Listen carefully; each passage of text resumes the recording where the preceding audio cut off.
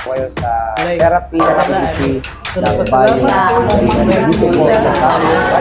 Good morning! Ako si Merlin L. Perpetua, taga Poblacion, Toledo City.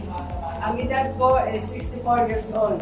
Nag-invite sa buwan dito sa Bayo, yung kaibigan ko, at salamat po sa Bayo na dako sa nakatabang sa ako kaya akong nagpamatis mo lawas. Ang una, ang kanin akong narasis, rasis dire niya. Nakuha na siya, nauga na niya ako sa ang pangalawa, ang tuhod, kana mo, mangismo, naglisod ko kakao. So karon salamat sa Bayo, ngayon akong giayo, hindi na ako magsungkod. Salamat sa Bayo, hindi na ako magsungkod.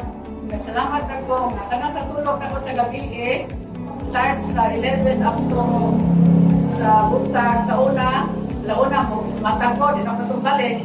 Hindi ka alas 3, mata ko, katubalik. Dito na sa Bayo, salamat po sa Bayo, kaya ang tulog ko, diretso na, mabisi ko, 11 up to 4:30. So okay na ang pagtulog ko, pasalamat ko sa Bayo, ako kasi natawag sa akong kabilingon nga.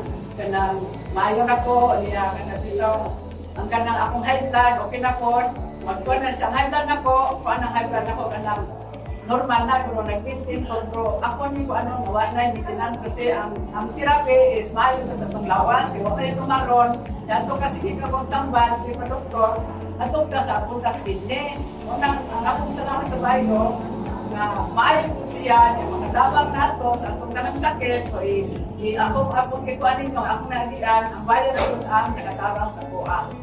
So the Bayo is the best. Pag padayong gihapon ko, kaya 1 month na ko, padayong gihapon mo sa Bayo, because the Bayo is the best.